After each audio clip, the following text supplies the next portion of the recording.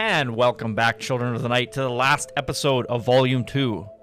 Second last? Oh yeah, I guess we do a wrap-up episode. Last review of the second volume of the Infernal Archive. On this episode, we'll be watching The Void from 2016. Andrew, could you please read from the Wikipedia scroll of destitution? Destitution. I don't want to be destitute. The Void is a 2016 Canadian Lovecraftian horror film written and directed by Stephen Kostansky and Jeremy Gillespie, and produced by Jonathan Bronfman and Casey Walker. It stars Aaron Poole, Kenneth Welsh, Daniel Fathers, Kathleen Monroe, and Ellen Wong. The plot follows a small group of people who become trapped in a hospital by a gathering of hooded cultists and by grotesque creatures. The creature effects were crowdfunded on Indiegogo and raised $82,000, while the film's funding was done through traditional channels by the production company. It premiered at the 2016 Fantastic Fest and later at the Toronto After Dark Film Festival. The film was given a limited theatrical release on May 21st, 2017 in the United Kingdom and the United States, and on April 17th in Canada, initially opening in 31 theaters before expanding to 50. It earned approximately $55,000 on its opening weekend and grossed just around $150,000 during its release. The Void received positive reviews from critics and many citing comparisons to the horror films of the 80s. So Canadian film, excellent. And I was reading a little bit about the production of this movie. It actually has a decent little production story or whatever. There's a quote I'm gonna have to read just verbatim. But one of the directors, the one with the G starting last name, he said that apparently he was working in a production office that was a floor underneath where Guillermo del Toro was working on a movie, and at the time he was doing pre-production on his Mountains of Madness movie, which if you don't know is a movie he's been wanting to make for like 25 years but has never been able to find the funding for. There's a great piece of test footage from it. If you just look up Guillermo del Toro Mountains of Madness test footage on YouTube, you'll find it. It's very chilling.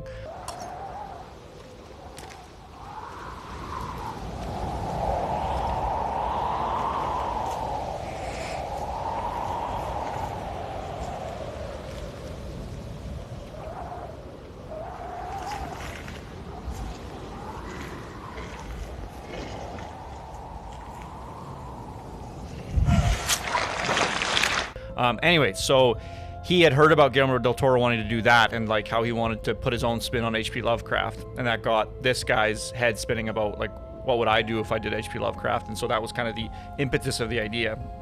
And then he was also like art director or something. Like he had a role on the David Ayer Suicide Squad movie randomly. He would served as assistant art director, sorry.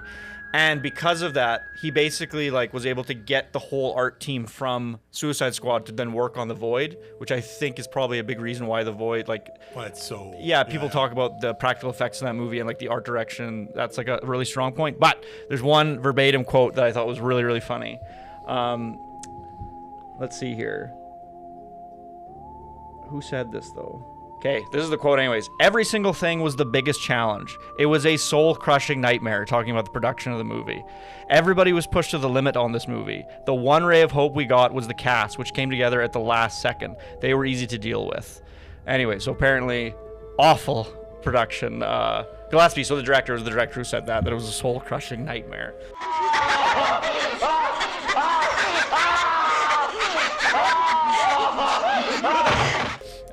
But I imagine if you're going from art direction to full-on direction, it's also like that's a big step to go from handling one aspect of a film to all aspects of a film. Yeah. So maybe it's more like him speaking to that challenge.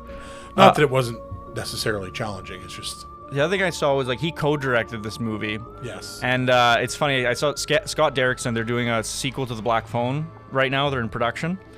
and he's been tweeting about it's actually really neat. He's been tweeting about like, oh, this is like, while I'm directing this, I'm gonna tweet like advice that I would give myself if I was whatever. So which I've been having fun following that. But one thing he said, somebody asked him like, hey, I'm not necessarily like, I'm gonna be directing this independent thing. Like, what do you think about me co-directing? Scott Derrickson was just like, never co-direct ever, like never ever. It's like either hire a director or direct. Never do co-direction. It's a fucking nightmare. And I was like, I wonder if maybe that's also a portion of that. I like, that just fresh on my brain or whatever. Now the theme for this season was realism. And I think the one word blurb we got when we were selecting these movies, the one sentence blurb we got, like the elevator pitch for this movie, sounded more realistic than the description that we just gave you. This is a lot more fantastical than we were planning, but maybe a cool way to end the season.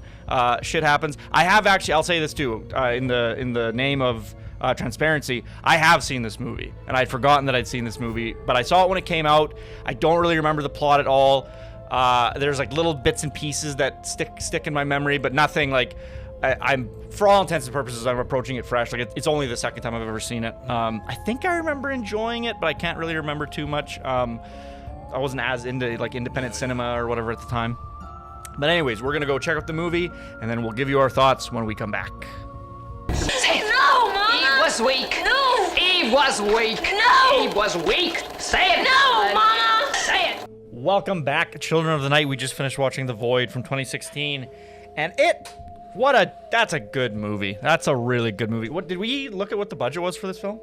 Not a lot. They crowdfunded $80,000 of it for the special effects. So, okay, for the effects, I got to assume it cost less than $1 million to make then, for sure?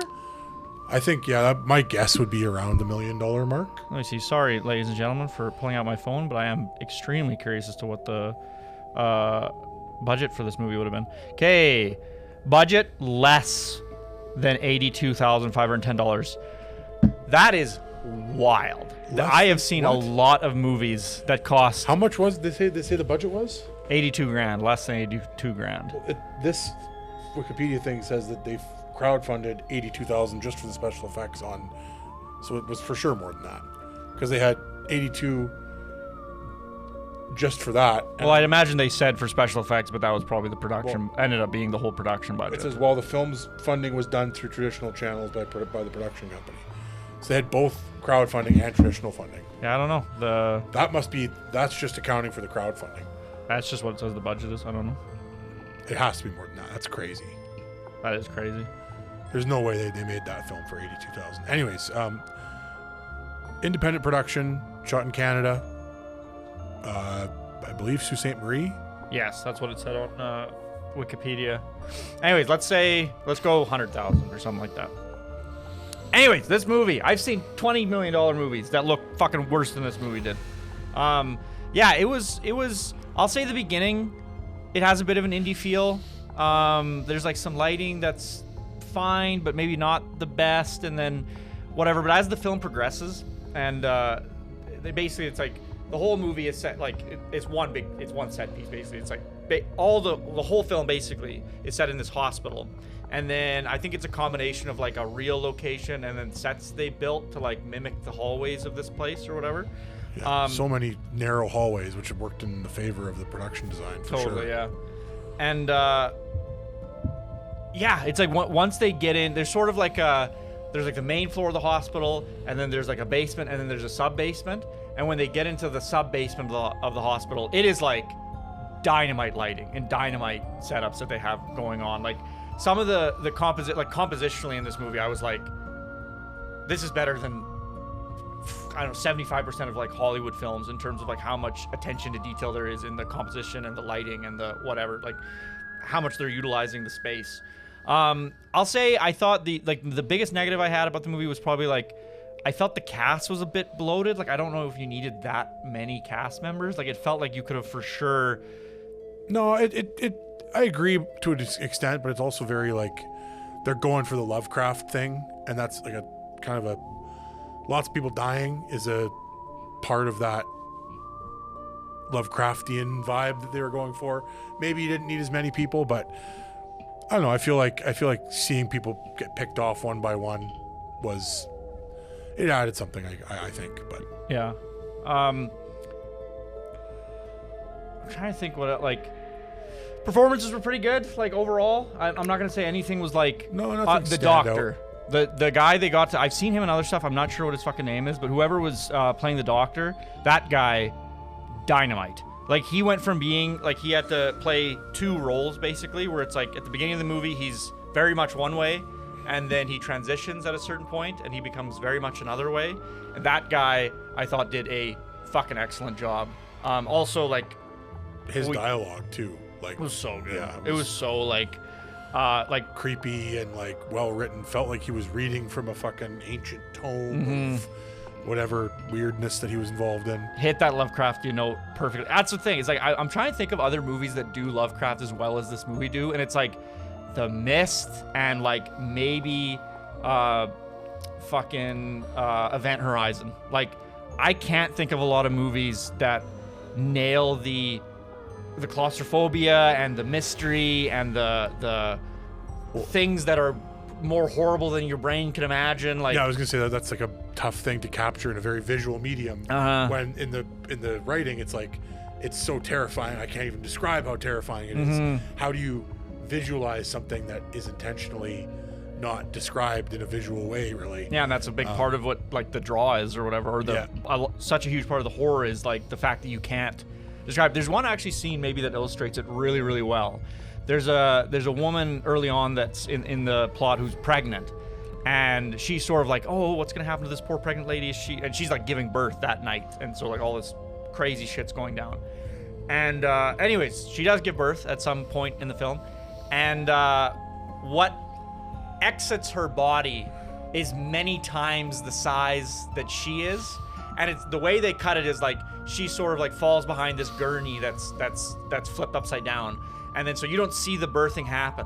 But anyway, so like basically it's like she falls down, you just see like all this blood fucking splash into her face and onto her feet and stuff, and then this massive Thing. like rhino-sized creature just comes out of her, and you don't see when it comes out of her, but it's that kind of thing where you're like, it breaks the laws of physics and you don't really understand. You're like, this is a very effective, like it's very Lovecraftian. It's like it doesn't make any sense. It's really horrific to think about, and like the more you think about it, the less it makes sense. And then so you just have to kind of move on and be like, okay, this is the reality of the situation and whatever. Yeah, that was really good actually. Now I think about it, that little trick of whatever visual trick that they did.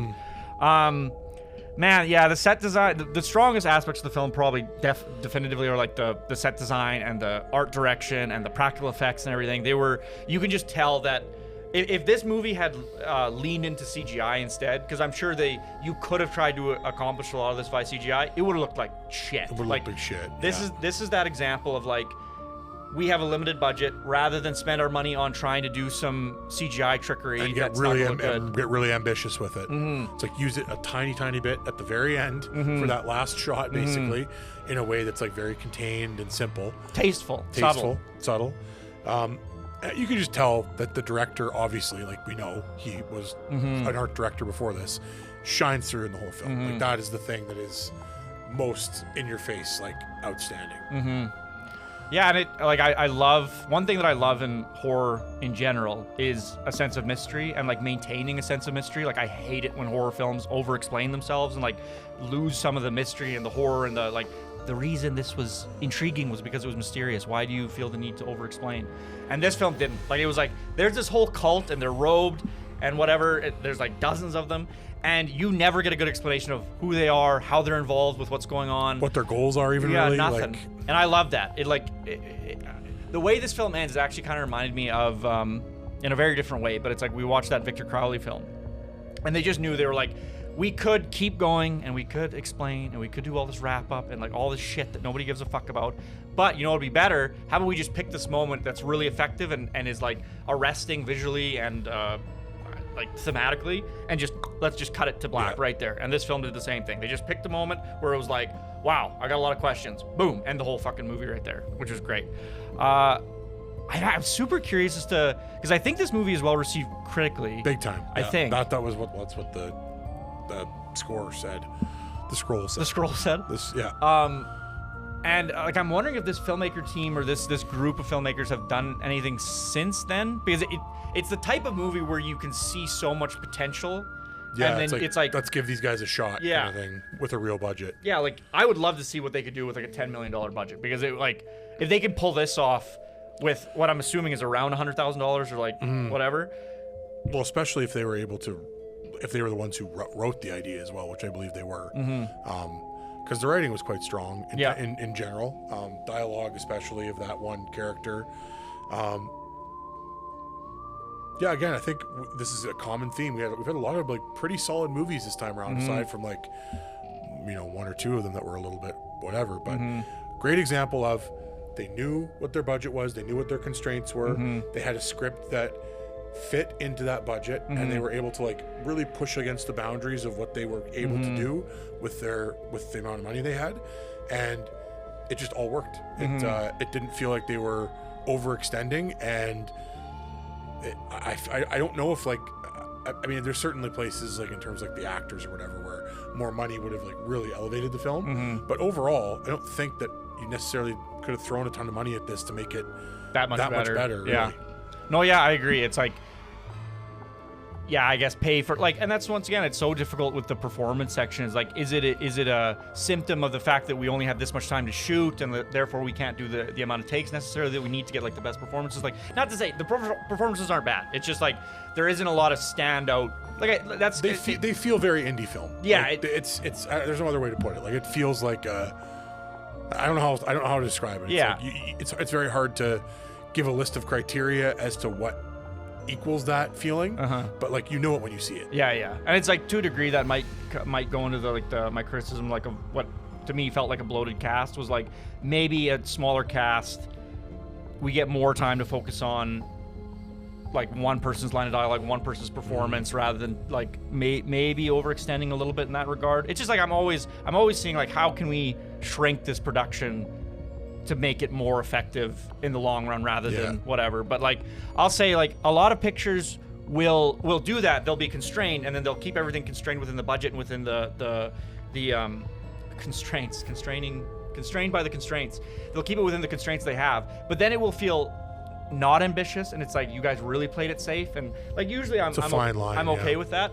This film though, it felt like we're gonna extend it in some ways, and like $100,000. Like you do not expect a movie that costs that much money to look this good. So yeah, I don't know. I highly recommend seeing The Void. If you like Lovecraft, you can't do much better. If you're someone who has played or wants to play Call of Cthulhu, watch this movie to get in the vibes of that, because nail on the head as far as that's concerned. Give Guillermo del Toro money so he can make his Mountains of Madness movie. It's wild that we have this few like good Lovecraft adaptations. There's just none. Like they don't exist. There's none of them. Like they don't make movies out of Lovecraft, and I don't fucking know why, because it's one of the most popular horror writers of all time. It's hard to adapt. I think it's hard. It's like Stephen King. Like it seems so obvious, and then the times that they've tried to adapt it, it's like so wild hit and miss of like. But at least there's like 80 Stephen King adaptations. Yeah, but it's like so many of them suck though. But at least they exist. It's That's like true. They don't even That's try true. with Lovecraft. That's like there's true. nothing. Like it's wild. There's no Mountains of Madness adaptation. There is no direct Call of Cthulhu adaptation. There is no Shadow over Innsmouth adaptation. Like there are movies that draw from aspects, but it's crazy that we don't just have like a one-to-one adaptation of some of these stories, because they're so old and they're so famous, and they're like, wow, it doesn't make any sense to me. I don't know. And that's the thing is like then you'll see a movie like this, which isn't a direct adaptation, but it draws heavily from Lovecraft, and then it's like people are like, this is great. Like why don't we have more? Or Color Out of Space. That is a direct adaptation of a Lovecraft film. It's pretty good. That's another one I should bring up. It's a little more kooky, but that's a good movie as well. I don't know. Just I love this shit. I want more of it. I don't know why it doesn't exist. It's such a unique like subgenre or like lane of the horror world. Like it influences so many things. Yeah, but you're right. Like we don't see the straight up adaptation. So. And you'd think, like, of all the guys that give Guillermo del Toro money, that man prints money. His movies are so successful critically and commercially. I don't understand. But anyway, so that's our review of The Void from 2016, and that kind of wraps up our reviews for this season. We're gonna do one more episode where we do our little like rankings and tell you which ones were the scariest, which ones were the least scary, which ones were the best, which ones were the not so good. Gonna tell you what Downrange is gonna be is not gonna fare well. It's gonna take a bit of a beating in that episode. Yeah. But thank you so much for tuning in, and we will catch you next time on the Infernal Archive.